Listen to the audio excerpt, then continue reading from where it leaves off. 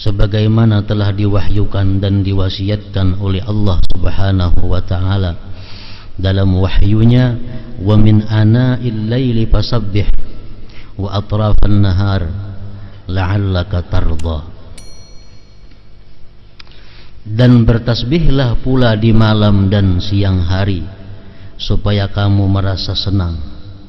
Maksudnya merasa senang dengan pahala balasan yang akan diberikan oleh Allah Subhanahu wa ta'ala.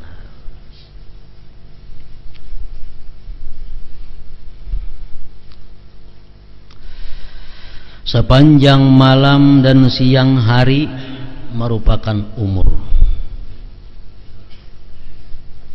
Sebab umur adalah saat dan waktu yang telah berlalu. Itu ngarannya umur.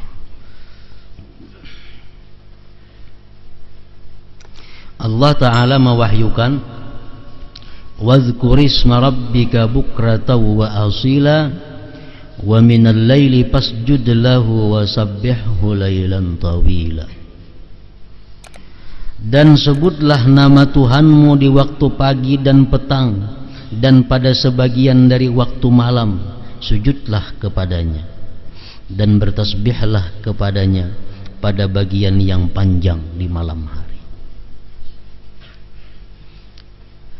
Rasulullah sallallahu alaihi wasallam mengatakan, ujar Nabi kita, walai yushaddad dina ahadun illa ghalabahu. Tidak ada yang menentang akan agama ini, melainkan agama itu pasti mengalahkan dia. Maksudnya, kalau kita hendak mengamalkan semuaan amalan-amalan yang disuruh oleh agama, pasti kita kewalahan. Pasti kita kewalahan. Kenapa? Karena dari subuh sampai ke subuh berikutnya itu ada amalan-amalan yang mesti dilakukan. Ada wirid-wirid yang dianjurkan untuk membacanya. Nah, jadi kalau kita hendak mengamalkan seluruh anjuran-anjuran agama ini, kita dikalahkan oleh agama. Kita kada mampu. Mampu paling di waktu muda, karena sudah waktu tua kada mampu lagi. Nah, lalu ujar Nabi kita, wa qaribu wa saddidu fasaddidu wa qaribu wa abshiru. Kalau kada kawa menjalankan anjuran-anjuran agama itu seluruhnya, maka ambillah nang dekat. Ambillah nang dekat. Artinya kalau kada kawa samuaan, nang parak samuaan barang. Nang kada kawa parak samuaannya barang. Nah, jadi artinya kalau kita kada kawa mengambil keseluruhan agama, ibadah-ibadah yang dianjurkan agama itu, maka kita ambillah yang apa kita mampu untuk melakukannya. Wasta'inu bil ghadwati war rauhati wa syai'in minad dujlah minad duljati wa syai'in minad duljah, dan mintalah pertolongan ujar Nabi di waktu pagi, di waktu petang, dan di waktu sedikit malam hari. Artinya kalau kita kada kau beribadah full 24 jam kepada Allah Subhanahu wa taala, kita ambil 3 waktu. Waktu yang pertama ghadwah, waktu pagi. Yang kedua rauhah, waktu petang. Yang ketiga wasyai'in minad duljati, dan sedikit daripada malam. Nah, kalau kita kada kawa menghabiskan waktu itu untuk wirid, untuk taat kepada Allah. Makanya banyak hadis-hadis daripada Rasulullah yang menyuruh kita membaca ini di waktu petang, baca ini di waktu pagi, baca ini di waktu malam. Nah, ini apa gunanya? Supaya kita bisa menjalankan apa-apa yang disuruh oleh Rasulullah itu dengan mudah. Ada amalan yang disuruh Nabi kita membaca pagi sore. Ada amalan yang disuruh Nabi kita membaca pagi aja. Ada amalan yang disuruh Nabi kita membaca petang aja. Nah, ini apa? Untuk memudahkan kepada kita. Padahal amalan nang jam 8 mestinya ada, jam 9 ada, jam 10 ada, 11 ada, 12 ada, 1 ada, 2, jam 3 ada, sampai 24 jam itu sebenarnya ada wirid-wirid nang dibaca. Cuma kita kada mampu, kita dikalahkannya. Nah, jadi ambil nang 3 perkara itu jangan sampai dilewatkan. Nang pagi, nang petang, dan sedikit daripada malam hari.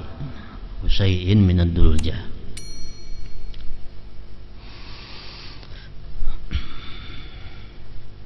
Ada hadis Rasulullah yang artinya barang siapa, ujar Nabi kita, membaca a'udzubillahi samiil alim minasyaitonir rajim di awal ratibul atas tuh 3 kali, lalu akhir surah Hasyr di 3 ayat, law anzalna hadzal Qur'an ala jabalin itu sampai seterusnya. Barang siapa, ujar Nabi, membaca itu di waktu pagi, maka Allah menyerahkan kepadanya 70 malaikat, 70.000 malaikat. Nah, apa tugasnya malaikat yang 70.000 ini? Yusalluna alaih, memintakan ampun kepada Allah terhadap orang yang membacanya. Dan andai kata dia pada hari itu mati, maka dia mati sebagai syahid.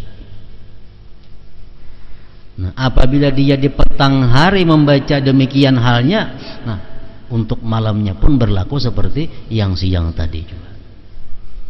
Nah, makanya ini amalan Nabi kita memberi subuh, imbah asar atau imbah maghrib. Imbah asar termasuk petang, imbah maghrib termasuk juga. Jadi amalan yang dibaca sore jar itu boleh imbah maghrib, boleh imbah asar. Nah, jadi kalau kita membaca misalnya a'udzubillahi samiil alim minasyaitonir rajim 3 kali, baca law anzalna sampai habis, kita baca imbah asar atau imbah maghrib, nah kita diserahi oleh Allah malaikat 70.000 yang memintakan ampun kepada kita. Dan andai kita mati malam ini, kita mati sebagai syahid. Nah, jadi amalan-amalan yang seperti ini jangan dilewatkan lagi. Kenapa? Karena sudah kita kada kawan nang pul 24 jam nang di sini barang kawa. Nah, itu nang besukan lawan kamarian. Ada lagi amalan Rasulullah yang menyuruh kita membaca kamarian. Man qala hina yumsi, siapa yang berkata di waktu petang, raditu billahi rabba wa bil islami dina bi Muhammadin nabiyya. Nah,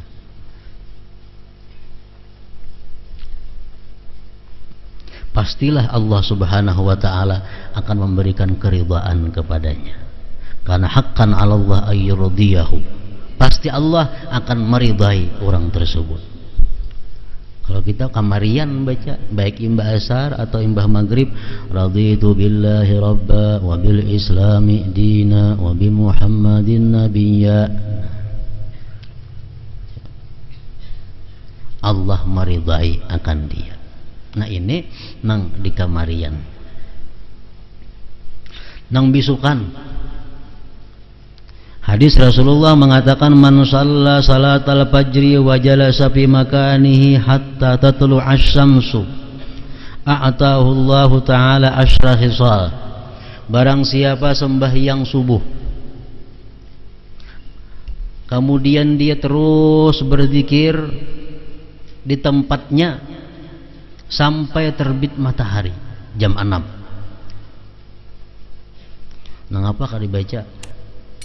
Imam Ghazali membagi dalam kitabnya, hendaknya membaca Quran ada, membaca salawat ada, zikir ada, istighfar ada, sampai jam 6. Baik sembahyangnya berjamaah di masjid atau sembahyang sorangan di rumah, sembahyang subuh, tapi jangan beralih tempat duduk dari situ sampai terbit matahari. Allah akan memberikan dia 10 perkara. Pertama, taubah qablal maut, diberi Allah tobat sebelum mati.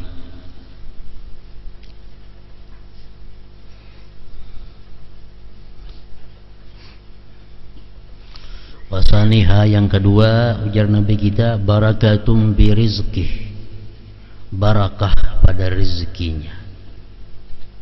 Rezeki yang berberkah ini rezeki yang menolong kita untuk ibadah. Rezeki yang berberkah itu rezeki yang membawa kita kepada taat lawan Allah. Kalau rezeki yang membawa kita kepada maksiat, itu rezeki yang tidak diberkati oleh Allah. Yang kedua, barakatun fi rizqih, barakah rezekinya. Wasalisuha, yang ketiganya, salamatun fi badanihi, selamat pada badannya. Artinya kita kada akan karena penyakit yang bisa mengurangi badan kita. Macam orang karena kusta itu kan mengurangi badan, ditatak, selamat daripada badannya. Warabi'uha, yang keempat, ujar Nabi, mahabbatun fi qulubil khalqi, kecintaan di hati makhluk kepadanya. Yang keempat, mahabbatun fi qulubil khalqi. Wa khamisuha, yang kelima, yurfa'u anhu dhikul aish, diangkat daripadanya kesulitan hidup, kepicikan hidup. Wa sadisuha, yang keenam, yakhruju minad dunya bi kalimatil ikhlas, dia keluar daripada dunia artinya mati mengucapkan kalimat ikhlas, la ilaha illallah. Wasabi'uha, yang ketujuh, yuwassa'u qabruhu, diluaskan kuburnya. Wasaminuha, yang kedelapan, yu'ta kitabahu biyaminih, diberikan kitab catatan amal dengan tangan kanannya. Watasi'uha, yang kesembilan, yamurru 'ala sirat kal barqil lami', dia lewat di siratal mustaqim seperti kilat yang memancar. Wa ashiruha, yang kesepuluh, yadkhulul jannata bighairi hisab, dia masuk surga dengan tiada hisab. Nah, ini orang nang sembahyang subuh duduk kada beralih-alih, berbacaan, berzikir, berselawat, membaca Quran, membaca tasbih, membaca istighfar sampai terbit matahari. Nah, 10 perkara itu diberi oleh Allah Subhanahu wa ta'ala. Nah, ini amalan yang dianjurkan Nabi kepada kita waktu beisukan. Ada hadis lain lagi, sembahyangnya berjamaah, sembahyangnya berjamaah dan duduk kada berpindah pada situ, berbacaan berzikir sampai terbit matahari, kemudian dia sembahyang isyraq 2 rakaat, hanya bulik inya ke rumahnya. Nah, itu dapat 10 perkara ini juga, ditambah lagi pahala haji yang mabrur, sempurna, ujar Nabi kita.